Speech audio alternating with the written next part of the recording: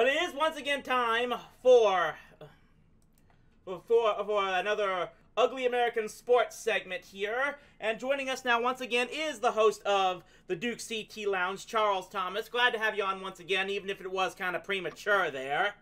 Well, that's fine. Yeah. And you know what? Since watching that old cartoon, it looks like Ash from Pokemon stole that from the ending right there, using the tears of sadness to revive everyone. But other than that, yeah, it was nice coming on here, man. Okay, so yeah, the wheels winding up here. Had a couple of things. Well, what we wanted to talk about was in response to a couple of games that went on this past weekend. Really brought up a subject that I've been wanting to talk about for some time. The first off, of course, was what happened just yesterday, the annual game between the University of Texas and University of Oklahoma from the Cotton Bowl here in Dallas.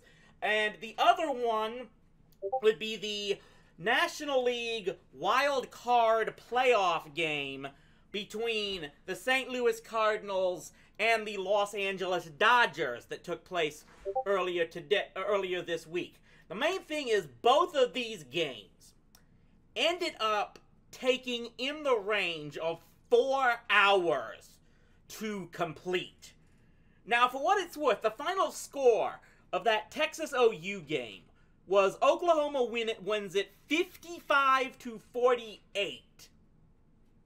So when you're racking up points like that, yeah, you're gonna expect a game to drag on quite a bit longer. Even though I would still say 4 hours is still at least a half hour longer than what you should expect, even with a game of that length. Magnitude. However, and such. However, there's also, then we look at the other game, that wild card playoff game between the Dodgers and Cardinals. Again, that one took nearly more than 4 hours. And again, if it had like an 11-9 final score, that might be one thing. But no, the final score of that game was the Dodgers win 3-1, and the 2 runs they won by both came on the last swing of the game. That walk-off home run by, his name escapes me, I think it was their backup catcher or whatnot, who got the walk-off home run to end that. But just keep that in mind. Yeah, that game was tied 1-1 going into the bottom of the 9th inning, and they had already, I believe, eclipsed the 4-hour mark in that game. That's a pacing problem, in my estimation. Because I'm going to say this, like I said, I first started really watching baseball back in the mid-1990s when I was a teenager. Back then, games were regularly taking around 3.5 hours to complete. Like, I would be leaving the ballpark at around 11 p.m. for games that started at 7:30. And back then, everyone was complaining about, at least they were blaming, the huge increase of offense that occurred in baseball in the 1990s. And yeah, we're not going to talk about the supposed illicit activity that might have led to those higher scores and increases in home run production and whatnot. We're just going to talk about how... So that's why people were talking about trying to do things like make sure the umpires were calling a larger strike zone and whatnot. In essence of trying to because they're trying to think that needing to cut down on run scoring would somehow would reduce the length of games. Yet here we are now, with baseball games, especially in the playoffs, taking well longer than 3.5 hours to complete.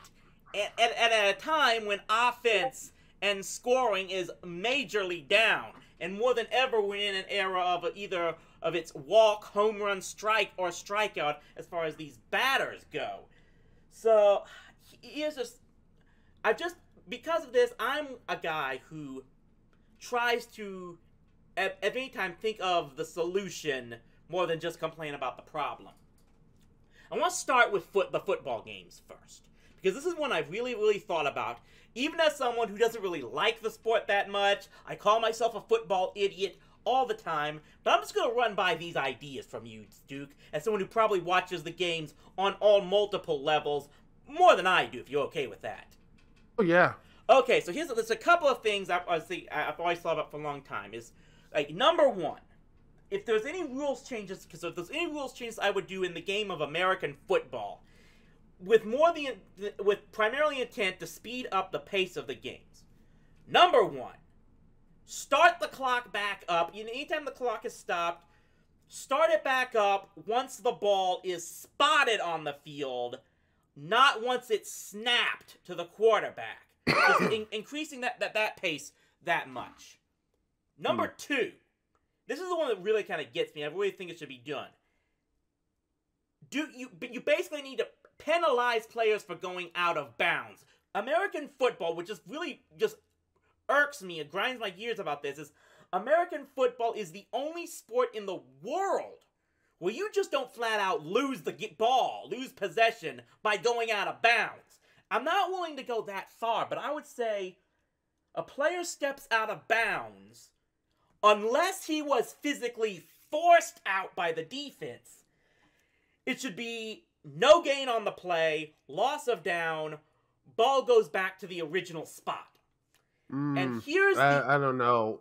I don't know about that. But go ahead. The third thing I have as far as trying to speed up the pace of game, this is the one that would probably really get more than anything else, is teams only get one timeout for each half.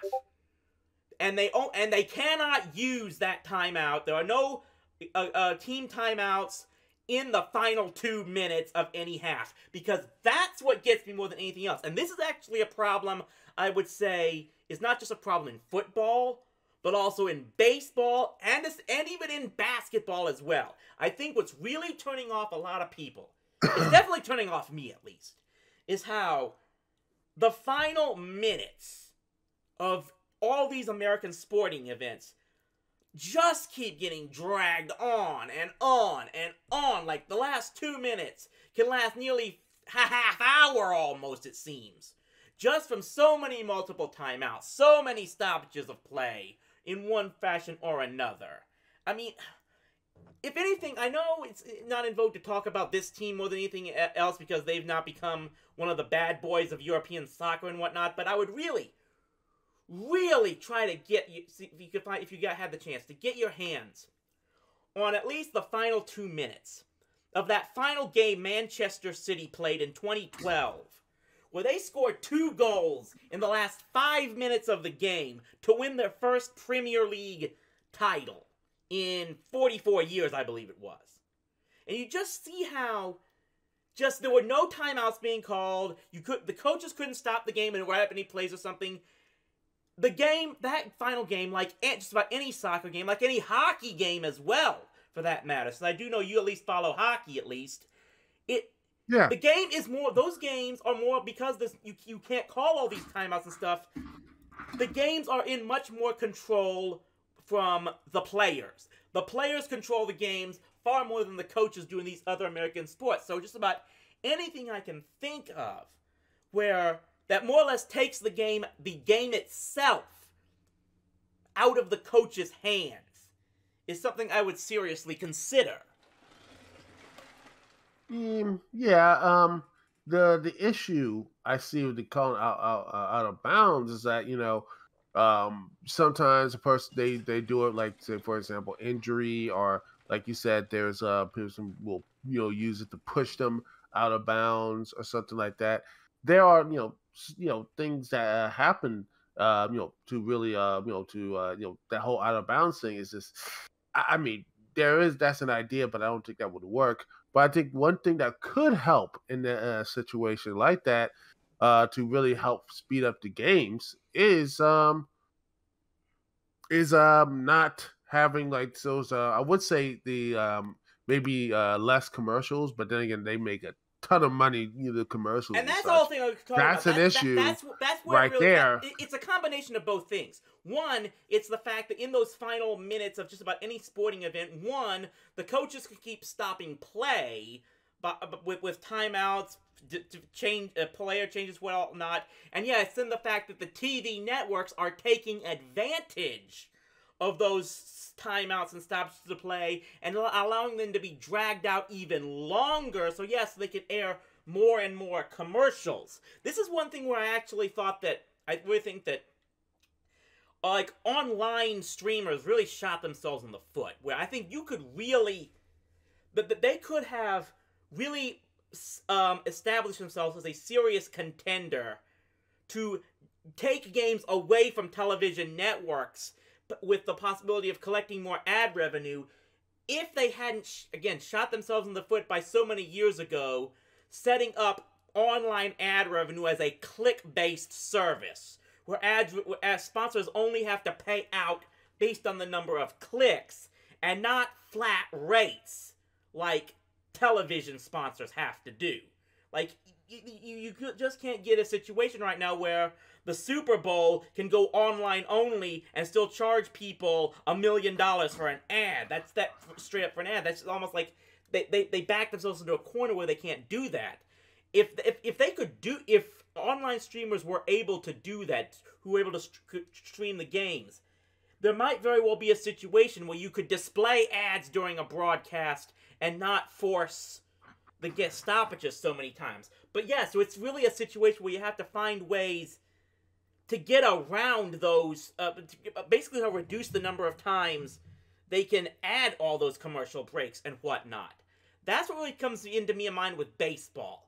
And this is the struggle I have here, is I'm finding it a bit more difficult to find situations that could help reduce the number of stoppages in baseball, especially in the later innings and stuff. Yeah, and postseasons. The one thing that the thing that I think baseball does struggle with is the time thing. It takes way too long, and it is by design. Baseball, it's a leisurely game. Like it's the summer pastime. You sit back and relax and play. Baseball. You can do it for an entire afternoon all the way up like to night and whatever, and people have a good time with it. And they actually can ramp up the pressure with it. Like every second now is more crucial in the postseason. Every pitch is more. There's more drama in every pitch, every swing, that sort of thing. Yeah. But someone said you need a clock in there. I'm like, well, that just messes up the pacing. Yeah, it will be done quicker, but the pace and the whole thing of the game would change, and I don't think it will be for the better. That's the problem. Yeah, here's how I put it. Okay, yeah, when you're talking about time in between pitches, if the pitcher is patting the hitter, and the time it takes in the build-up in between pitches, that's one thing. That's where, as a baseball fan, I don't mind what you would call the rather leisurely pace of the game, or it's like the build-up for each pitch-by-pitch situation. That's not so much the problem I think it is, because that situation was always in baseball, for the most part. And there was still a time when you could get a baseball game completed in less than 3, and sometimes as little as 2.5 hours, and so much. The problem, when you're talking about how the fact that nowadays, it's like you're seeing half a dozen pitching changes from each side in the last 3 innings of a game, and you're basically repeatedly seeing like 2 to 3 minute time periods where just absolutely nothing is happening in the game.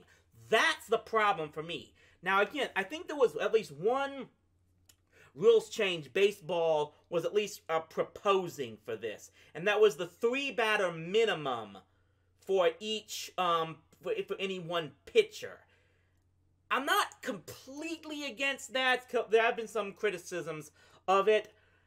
I would go a different route and say rather than having a 3-batter minimum, I would say that, with exception for injuries, of course, pitching changes could only be made in between innings, during inning breaks and stuff. That you can't just remove a pitcher during an inning itself, unless he's injured. And then you'd have to have like a secondary rule to keep them from exploiting that by saying, if a pitcher has to come out of a game due to injury, especially during an inning, then that pitcher has to sit out at least one game after that. just to make Yeah, so minimum. they're absolutely Minimum certain that 2 games. That two because the games pictures. might be 2 games might be good. I was going to be have the leeway of at least 1, but I wouldn't be against the idea of 2. Just anyone to make absolutely certain you're relieving a guy in the middle of an inning and dragging out the game specifically because you had no choice and he was injured. That's at least something I would consider. If anyone has like an idea in the chat or anything, if you got any other possibilities of how they can try and keep the game sped up in baseball, I'm definitely open to suggestions. I think one thing that would help with baseball, the speed of baseball is, I think, the fouls. I think that that's infinite amount of foul. I honestly think if you hit, like, for example, the batter hits, like, for example, 8 fouls or something like that, get to that point, then they're out, automatically out. It shouldn't be there for an eternity of ball hit, not ball, but foul tip, foul this, foul that. If it gets to that number, it can't be an infinite thing. This only happens in a poster. I know it's very, that can't be that, but I just think that's one thing can drag a game very long because multiple fouls, perhaps, like I said, at least that's something is happening there. Like I said, that's a way that's just building up tension and whatnot. Yeah. Like I said, it's a really unique situation. Like I said, where the only real thing that I can think of, me personally, that I think really causes baseball to lose interest, especially late in the games when there should be a lot of interest, is just the fact that it can get just that the rhythm, I think this is what I'm looking for. That was the word I've been looking for sometime. The rhythm of the game can just get completely shut down by managers stalling the game and making so many pitching changes and whatnot.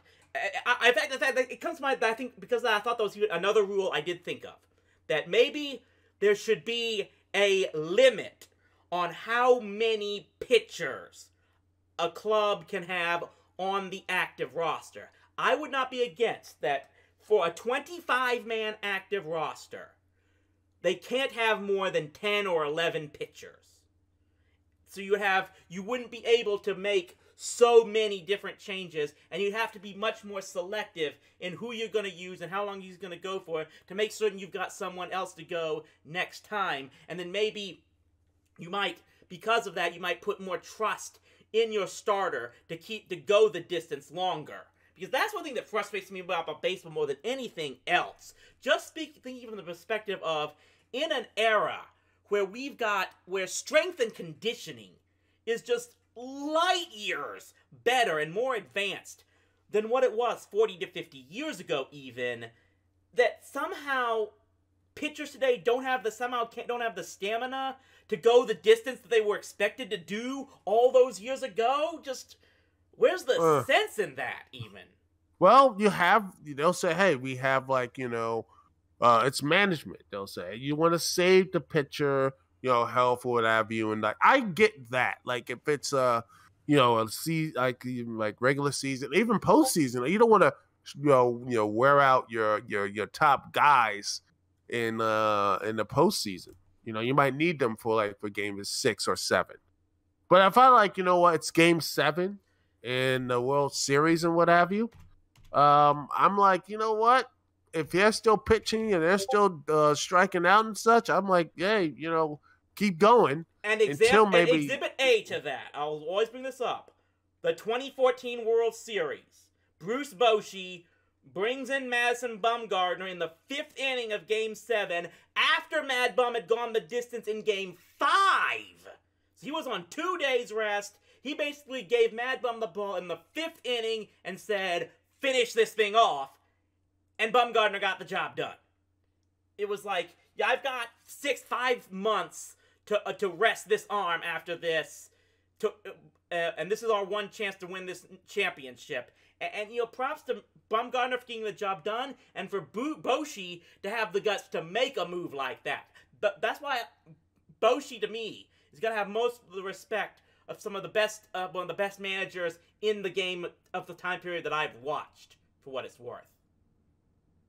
he's one of the best. And speaking as a Washington Nationals fan, he's frustrating because those Giants basically blew through the Nationals and such, and multiple times when they're odd, even like winning World Series, which at this point they might actually do it again because it's an odd year, so wouldn't surprise me. But yeah, that is something that that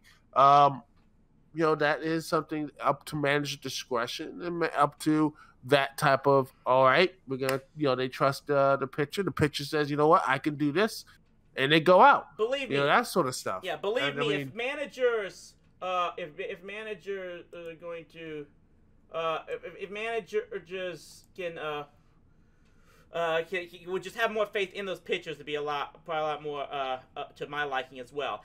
We've been talking about, of course. Oh yeah, and speaking of that, managers and having faith, I still am shocked that Dave Roberts actually had the goal to pull Max Scherzer, at the fifth inning during that. I'm like, I'm surprised that actually happened and that he let that happen because I still remember when he just that like you man, like, well, I got to pull him out, and he just stares at you and said, no, we'll let you play for like a couple more innings. Just stop staring because this man who, by the way, had one of his best games with a broken nose and a black eye, and under over 100-degree weather and such too. So we're talking here about, of course, pacing of games in American sports here on the Ugly American Sports Report as part of Rowdy Live. I will say this one thing, at least I was able to have the pleasure of watching at least one championship series game that got completed, believe it or not, in less than 2 hours, which would be Game 1 of the WNBA Finals today. Chicago Sky take a 91-77 victory over the Phoenix Mercury in Game 1 of that best-of-5 series. For what it's worth, even if they don't come up with a title, Phoenix doing pretty damn good in basketball right now. I'm not sure if this is the first time in history that one city has made both the NBA and WNBA finals in the same year. Maybe it happened in LA one of those years before that I don't recall or whatnot. It's safe to do because it's LA and they always seem to have decent teams, except for the Clippers. But yeah, it's about pacing, and I think you could do the same thing for basketball as well.